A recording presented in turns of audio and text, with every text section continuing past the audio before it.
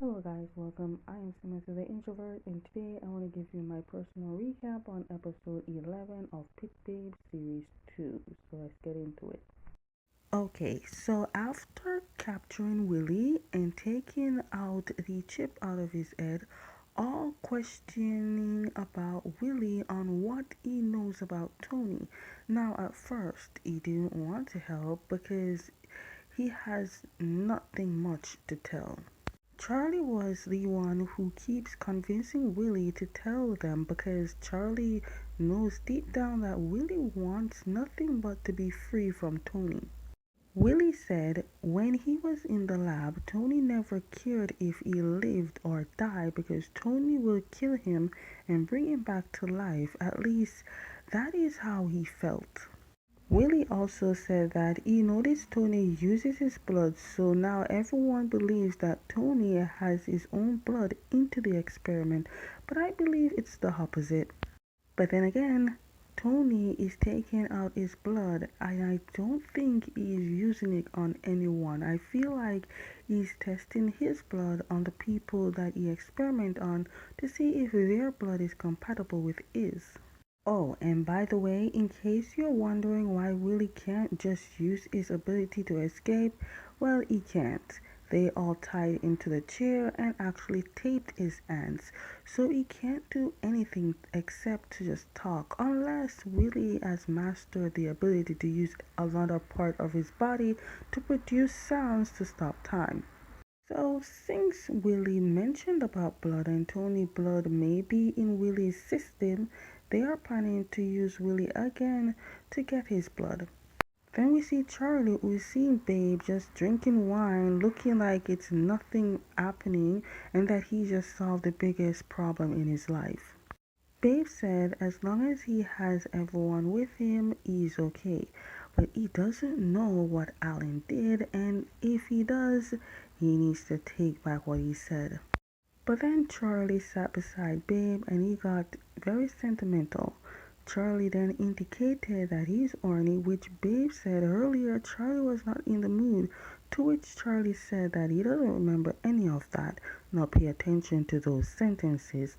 I don't remember about that part. But right now, for Babe, he sounds like a sexy tease. Meanwhile, the next day, Alan decided to drive a race car and he was so happy because it's been forever since he experienced this blood rush thrill. Okay, now I'll be lying if I said I am not happy for Alan. I am genuinely happy for him. But let's really be real here. We all know why Alan is active, and I know Alan knows too. So that is why he is doing all these things before one day he can't anymore and back to square one or even worse. Everyone saw and got Babe thinking that if Alan were to go into the race, Alan may take Babe's first prize title. But Alan tells everyone that he's not thinking about doing any race, he rather likes to stay on the sidelines. Then, after everyone assumably left, Alan faked being hurt, then got on one knee and proposed to Jeff, who of course said yes. Everyone who saw and witnessed everything congratulated them. You see these moves that Alan just did? If he never went and get his back illegally fixed, Alan could never have lifted Jeff. So this is another reason Alan is happy to be doing any of these things. Then these two who keep seeing each other having sex, but they are not in a relationship. And at this point, what kind of situationship is this? Chris started talking about his past and how he believes he and Way are twins and that got created by Tony's blood. As they were kissing and really getting down to the business, Kim came to ruin the moment. I swear Pete needs to stop giving people his house keys or just lock the doors. Anyways, Kim came to tell Pete about how he strongly feels that Alan is working for Tony. Pete finds it very hard to believe, but what I find hard to believe is ever since Pete met Chris, he's not the same. Before, Pete was always a step ahead and he got survival instinct, but now he's just acting dumb. And also, Kim asked if Pete heard from Kenta, and Kim just dumb as shit, saying that if we are not hearing from Kenta, it doesn't really mean that something is wrong. I'm telling you, Kim is the only person that's concerned about Kenta. I bet Kim canceled his flight to go to Korea just for Kenta. Okay, it's race time, and so far so good. And as usual, they won, with Babe in first, and second is Charlie, and third is North. Why does this remind me of Deja Vu when Wei was alive? But anyways, Wei is not alive, but this only made me curious to who's gonna die in the end of the drama. After that, we in the locker room, and Babe noticed Charlie is getting dressed for the game, but Babe told Charlie that they just finished the race and they won. Jordan uses an excuse and tells Babe that he's just joking, but after Babe believed, Charlie seems to understand something is wrong with himself because at this point Charlie's memories are being affected. Then we went to a bar to drink and celebrate their winnings, and it's clear Alan is drunk but not too drunk enough to reveal the deal he made with Tony. Babe then called Jeff to tell Jeff that he feels something is wrong with Charlie because he keeps forgetting things, but Jeff has no idea what the hell is wrong and told Babe not to worry and that maybe it's of course by using too much ability. Alan then thought about the deal he made with Tony. By the way, Alan frequently visits Tony, and this visit, Tony tells Alan to get Charlie blood, but now Tony gave Alan 3 days or Tony will kill Alan. Later we see that Alan made sure to give Jeff a real drunken sex. After making sure that Jeff is fully asleep, Alan snuck out of the house to drive to, of course, Tony.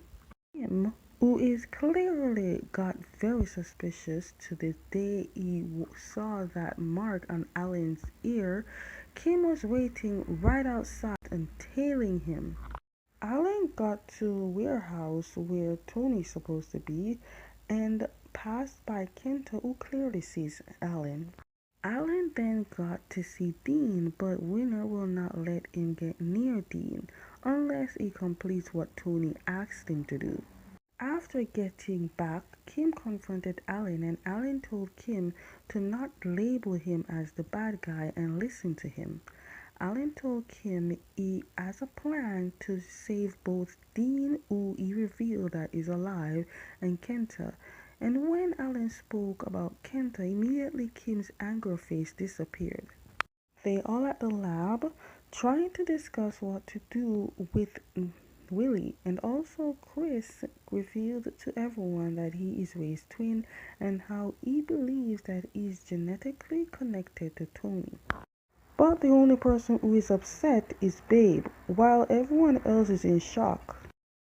After Chris informs everyone about his information, Pete decided to tell more information to Babe. Pete told Babe that Kim has strong belief that Alan is working for Tony, but Babe doesn't believe Alan would betray him like that.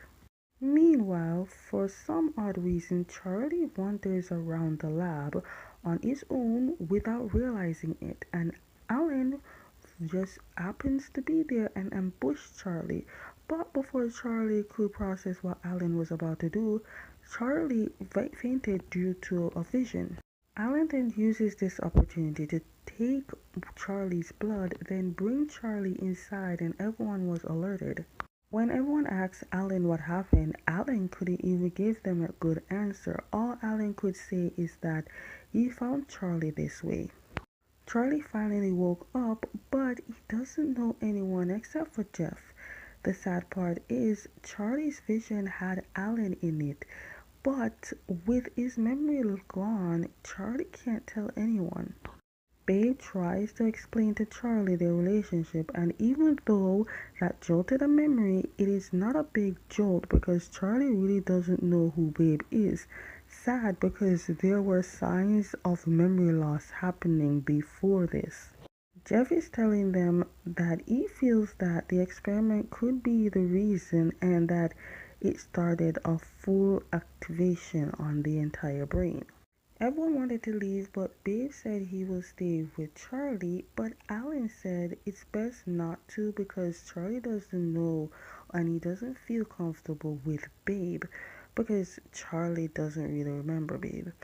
Then Jeff said that he will stay with Charlie, but in the end they both decided that they will both stay with Charlie.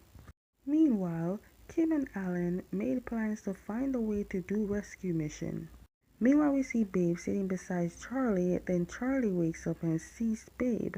He then asks Babe if they really are in a relationship. Babe happily said yes, but to Charlie, he doesn't remember anything. And by the way, if you're asking about Jeff, Jeff is asleep. I do feel it for Charlie because the man he loves and cherishes is right in front of him, but he can't remember any of the love they share.